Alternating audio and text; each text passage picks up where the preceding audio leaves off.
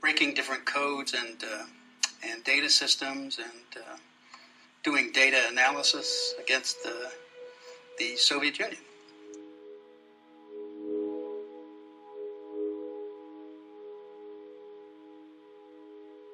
After 9/11, they took one of the programs I had done, or the back end part of it, and started to use it to spy on everybody in this country. So that was a program they created called Stellar Wind.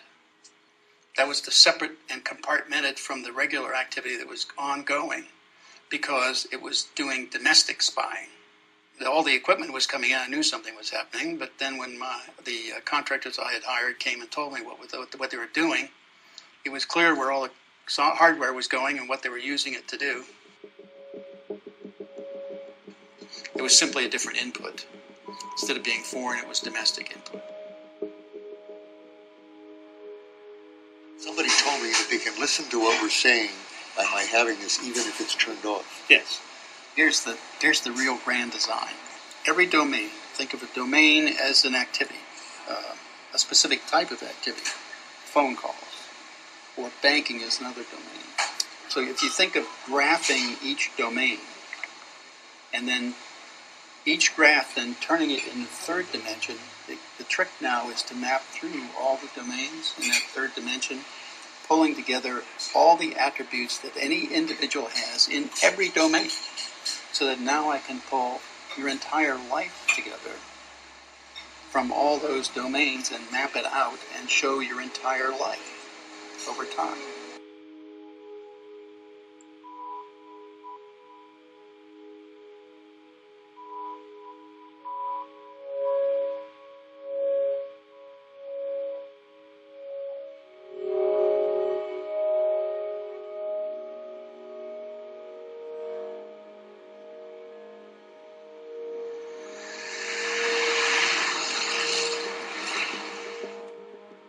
I don't understand why you're not afraid. Why should I be? Because if what you're saying it was possible, it would be revolutionary and people would have a vested interest in preventing that from happening. I'm too old to be afraid. I'm too old.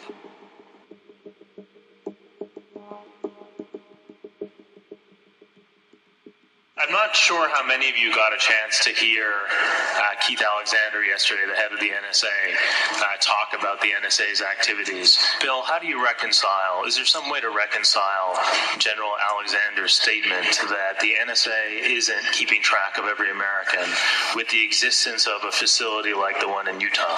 NSA's charter, and it was a legitimate one, was to do foreign intelligence, and I was with that all the way, and I did the best I could in that job. Unfortunately, they took those programs that I built and turned them on you, and I'm sorry for that. I didn't intend that, but they did that. What you're describing really is hard to reconcile with the laws as the laws are generally understood by the lawyers who work with them. Most people are familiar with the Webster's definition of intercept. UCIT 18 has a different definition, and that's an intercept doesn't take place until it's actually listened to, until somebody puts on some earphones or actually reads some text on a screen. So you can pull in all the communications you want. The acquisition isn't the search.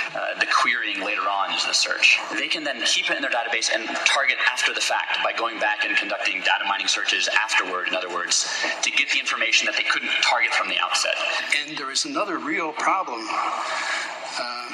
Unfortunately, the software will, once it takes in data, it will build profiles on everybody in that data.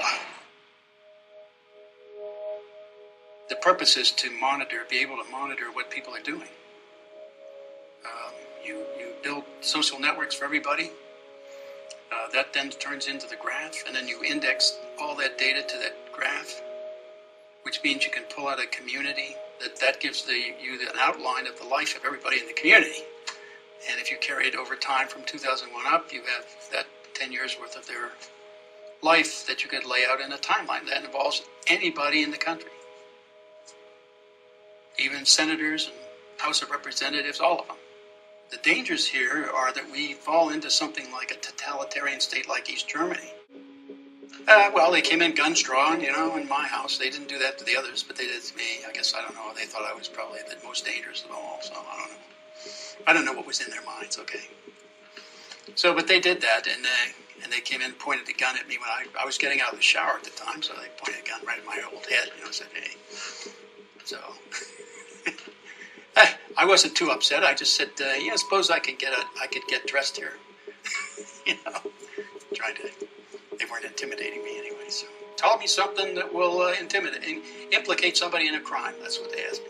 So I told them what the crime was that I knew about, and that was that George Bush, Dick Cheney, Tenet, and Hayden conspired to subvert the Constitution, the constitutional process, and any number of laws, and here's how they did it, and I explained stellar wind on my back porch to all the FBI agents who weren't cleared.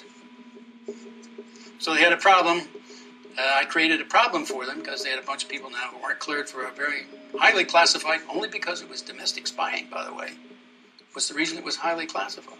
They wanted to highly classify the extreme impeachable crimes that they were committing.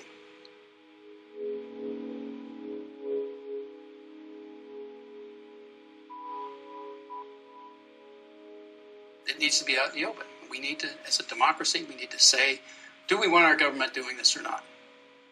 And do we want our government to have this data or not? And if so, if we want them to have it, then what kind of controls? And they have to be a little bit more visible. It can't all be done in secret. You can't have secret interpretations of laws and run them in secret and not tell anybody. Or can't make up kill lists and not tell anybody what the criteria is for being a kill list.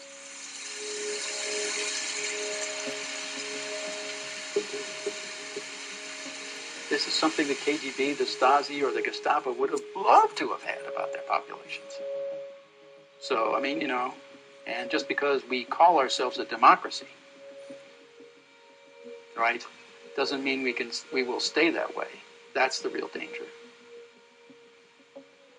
And we, the people, may have absolutely nothing to say about it. We haven't had anything to say so far.